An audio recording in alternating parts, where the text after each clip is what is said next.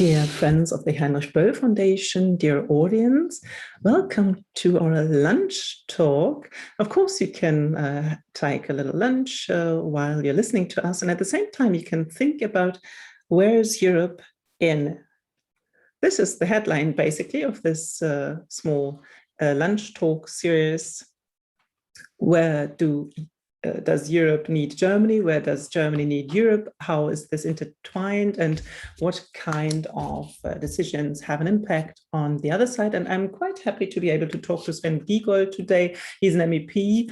Last week, we talked to Sergej Lagodinsky, and next week, we will have another lunch talk, always under the headline, How Much Europe is Inside. So welcome, dear Sven. I'm sure that we will be able to see you in a second. I would just like to say or give you a brief note. You can select the simultaneous interpretation. There's this little globe at the bottom of your screen, and there you can select the preferred language.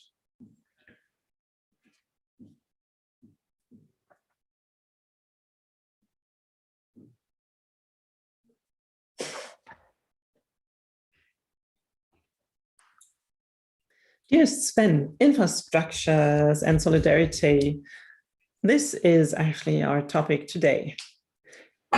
Today, it seems to be a major issue, but when it comes to education, hospitals, it's about drinking water and electricity, it's about railway traffic, roads, etc.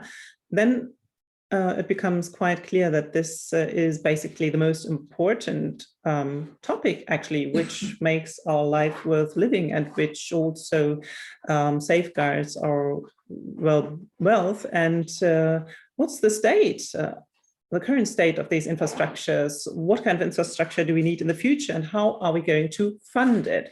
This is what we would like to talk about today. And you have been a European parliamentarian since 2009, so you are an expert for economics and monetary affairs, and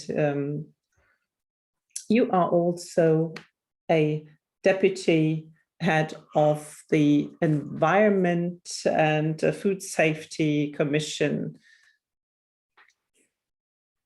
and also active in the German Evangelical Church Assembly and in other areas. And of course, these are also infrastructures of values that are part of the technical infrastructures, basically. So welcome to you. The atlas that we published last year, there's a graphic on the discrepancy between the health expenditure in Germany and Europe, Austria, Netherlands. So Germany spends most, but it's twice as much as in Hungary, for example, or in Greece. And this is an imbalance, basically, on the European level, which so far haven't bothered anyone.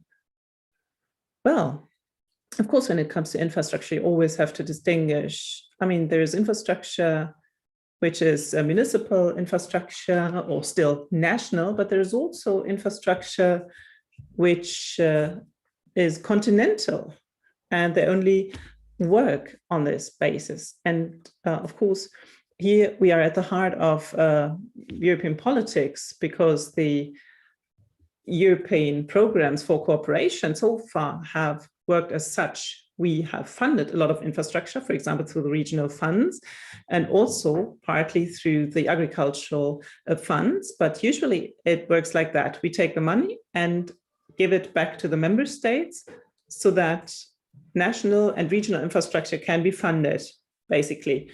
When it comes to the big tasks, and I like to use the term of European public goods, something more visionary, but is basically infrastructure as well. So they are underfunded, structurally underfunded, whereas China and the US have major budgets for it.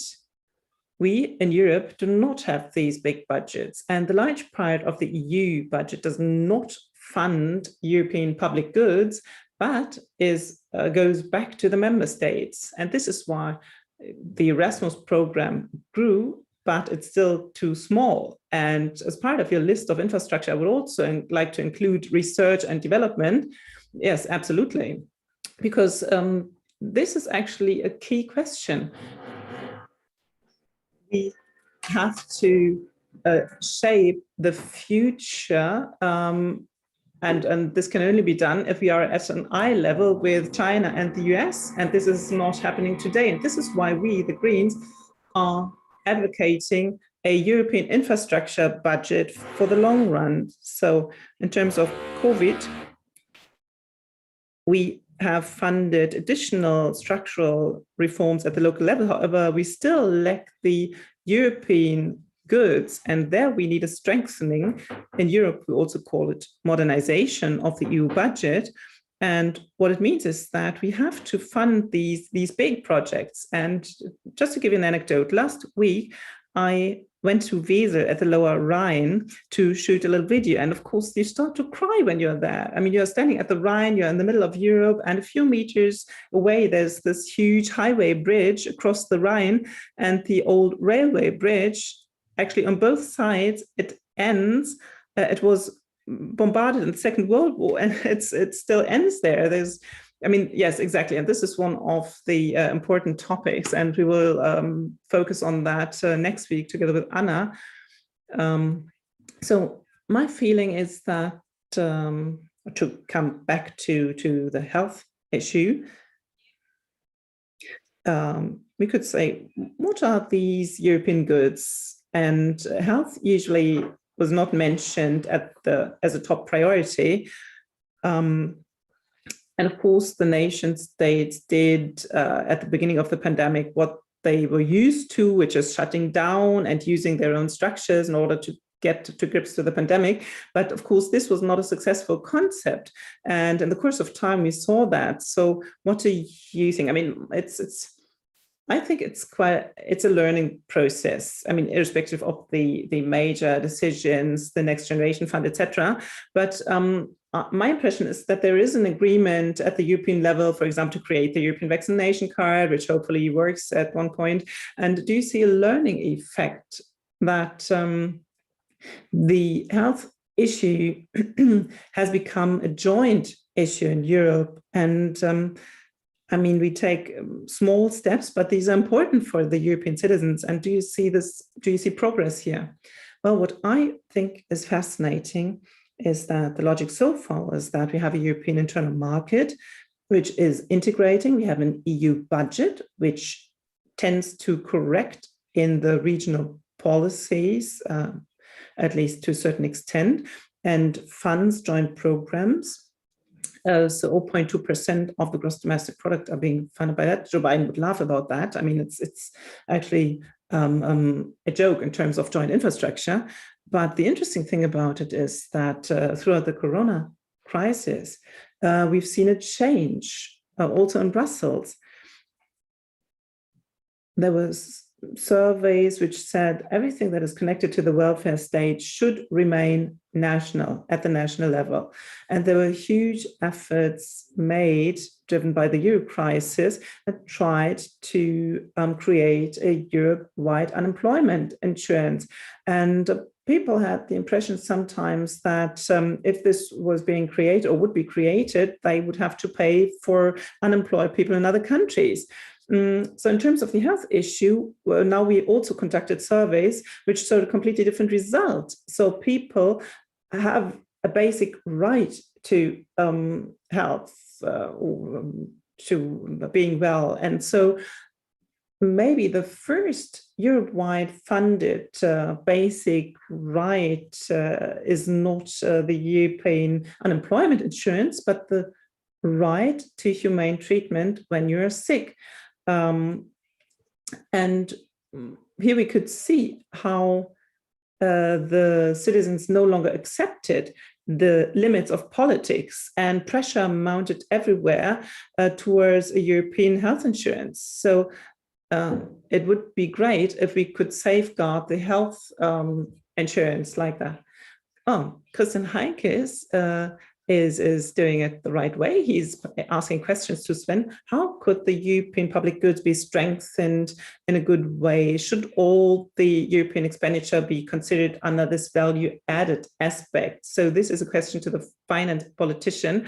And yeah, what do you think? Well, of course, this is a pro-European question. Good morning, Gerald. So first of all, any expenditure at the European level is being assessed in terms of its value added. And we also conducted a series of surveys under the headline, The Cost of Non-Europe. So on the webpage of the European Parliament, there's a long study where the Parliament could show that the nationalisms cost a lot of money. And usually it's this non-Europe is way more expensive than the European solution. So in very many areas, this is the case. But the decisive thing is, if you want to spend more at the European level, and this is what we saw in terms of the recovery funds, it cannot be achieved through contributions of the member states, because you can't reach into the pockets of a naked man or woman. It can only be done if you are also in favor of Europe-wide taxes. So an increase in contributions of the member states will not work out. And this is interestingly what Joe Biden is trying to do in the US. He tries to raise taxes in order to use this to build more competitive and stronger infrastructure. And this is what we also need. And if I take a look at the election programs, then everyone says, well, we think that Europe is very important and it needs to be strengthened, but it shouldn't cost anything. And here we see the discrepancy. This is quite interesting, because this payer story is what we've been focusing on for several years already. And we also did it after the Next Generation was passed. And now we see that the election program says that 47% of the population in the EU are against new debts, but 94% of people would like to see joint expenditure of Germany and the EU in the field of research, development, climate protection, etc. So if you tell the people what the expenditure, what the funds are for, and this seems to apply to the climate protection as well, that if it's for concrete issues, Germans tend to be prepared to pay the same amount or even more. So this story of the payer seems to be an excuse in order to prevent a real discussion. So this is our view on the situation. Well, I do think that there's a lot of literature about the lack of willingness to pay taxes here. I mean, this, of course, in an abstract way, there's just a little majority that says, well, I always wanted to pay this or that tax, and I always wanted the state to raise these taxes. But I mean, it's different, for example, with the financial transaction tax. This actually gets a majority in most countries, but this is only one of very few taxes. So this is why it's right. If you want to raise taxes, you have to link it to the reason. And it's difficult for the EU because taxes are not contributions, but from a political point of view, it would be possible. And this political connection can be made. So this means that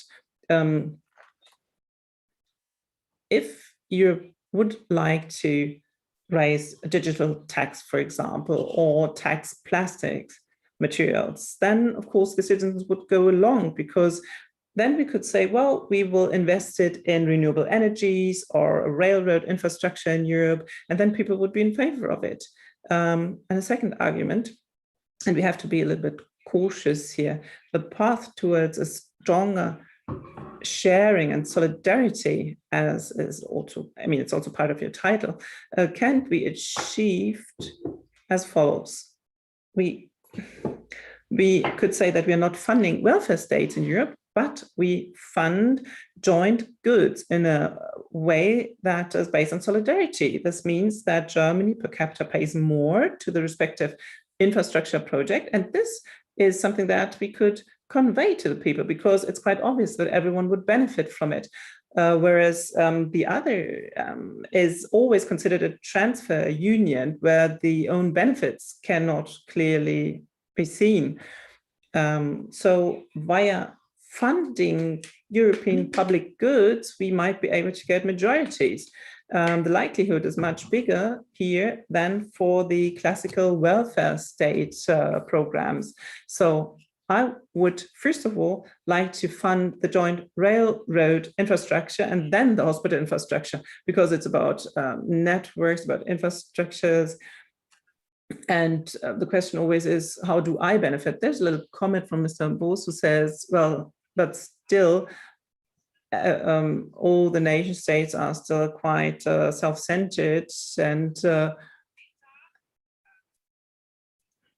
and you are agreeing or not agreeing? I mean, of course, what we do see is majority decisions in the council, which we would need for more topics than what we see at the moment. But I do agree with what you just said. Strengthening the joint railroad system, or the funding of social minimum standards, or broadband. I mean, the roaming fees, for example, everyone benefited from the stop of the roaming fees, and everyone could feel the immediate effect. And I think there are enough people in all the different countries in Europe who are not that nation state minded. But it's always the question, what is happening in the council and what kind of political position is being focused on. Well, I think, of course, the way, and there we have to be more sincere. When I became party of the member, we all said we had to take into consideration the 28 member states. We didn't want to have any special pathways with a part of those member states. And this has become a bit more flexible. And I've tried to get a bit more continuity in there. And I always try to leave no one behind. And I'm in favor of avoiding debates on the core European countries, the founding states, the Western European states, and the Eastern Europeans. We didn't even want to have them in the boat, and this is not something that's going to work.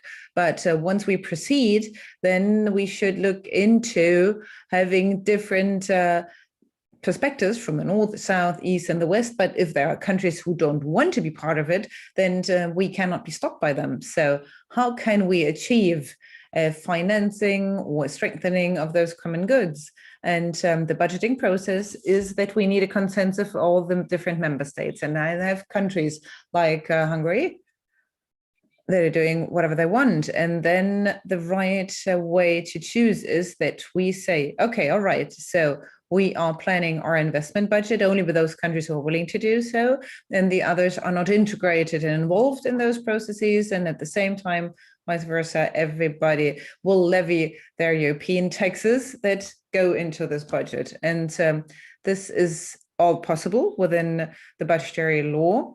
And therefore, we have the control of the EU institutions, including the Parliament and the Commission, and we don't have to be stopped by the veto of single member states, because we cannot allow to do so.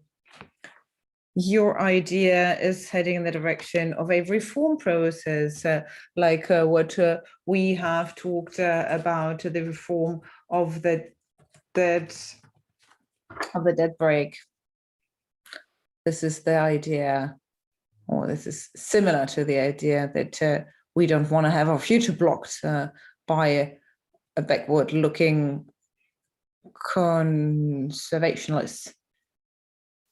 integration, if this can be financed by debt, well, economically speaking, of course, but if I have negative interest, Germany as well as the EU has negative interest, and it would be uneconomical to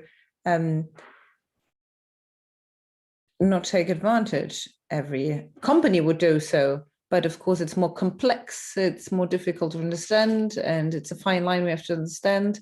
And then every debt has to be refinanced, which means that we cannot get around taxation.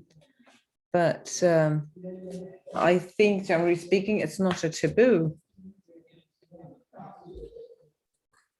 With a lot of amusement, I recall a debate with Frank Schäffler from the Liberals, from the FDP, said, we don't want to have any European debts. And I told him to calm down. This is already happening. And for decades, the European Investment Bank is taking on common loans, and we have a common responsibility for that. And those loan programs are part of the membership. Where did this not work? And Mr. Schäffler did calm down indeed. And you notice back then he didn't really know that the European Investment Bank was taking on loans millions and billions of euros. And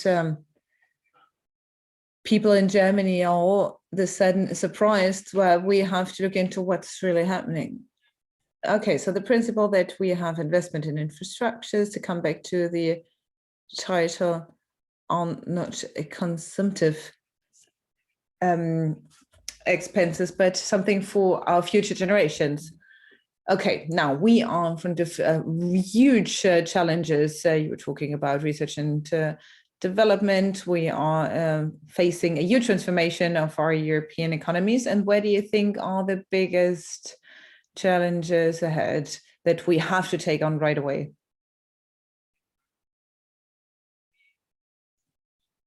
What could be our main focus as a foundation? Of course, the energy sector is one of those main issues, all different forms of renewables, to the establishment of networks. But what else do we need? Why do we have to focus our attention? Other infrastructures that are very important. I think the next step would be the following. Now we have the recovery fund for the pandemic, and this has to work. This is the test in order to see if we have the trust and the confidence of our citizens to invest more money in those common European goods. Therefore, the use and the control, the future orientedness of those funds is very central, and therefore I'm quite annoyed in seeing that Germany is letting this opportunity go by, because recycling that is done just to as more portion. And then as a next step, in views to the parliamentary elections, we see that we have different perspectives and approaches, and the question is how do we proceed? And in the future, I think we have to look a lot more towards the United States of America. I think it's fascinating what we see over there.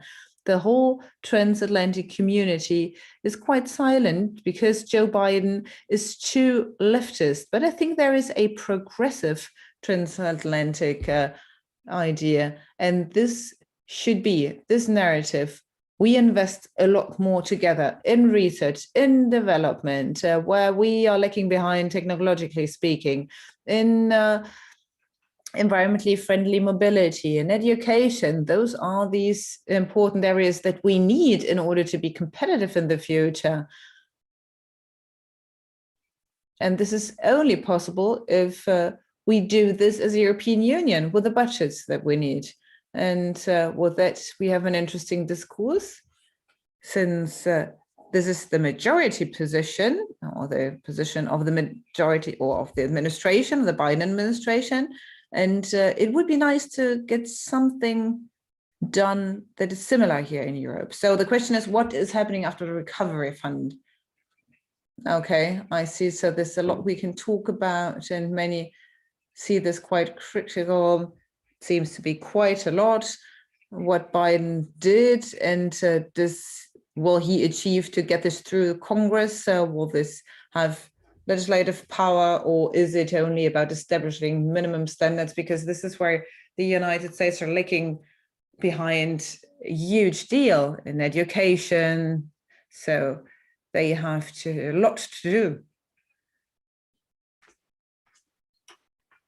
And the very surprising and dramatic fact is that this does not really meet the acceptance of the public. A lot of people would say they would vote for Trump right away. So we have an improvement of our standards of living, but it takes a while and people don't really see it. Okay, I would like to use the opportunity in the last 3 minutes. Yeah, it is a question of Lars Schmidt. It's a classical question. He says that a lot is due to the opposition of environmental protection and infrastructure building. So how do we go about this question? Is there any formula? Do we have any idea of how we can get those two aspects together?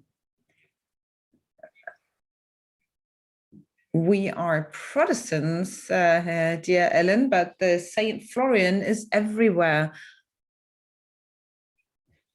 which means that, of course, we do have those examples. And we have presented a few drafts and proposals for that.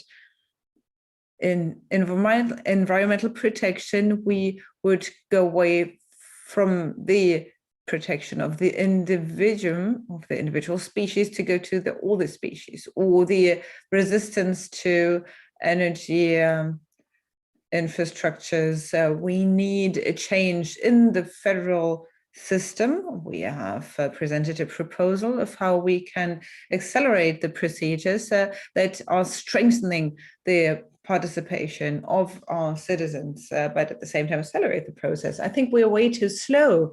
A railway network cannot be extended the way it works right now. And therefore, we have this contradiction between those super regional interests and the local interests, and this has to be balanced. But Germany needs a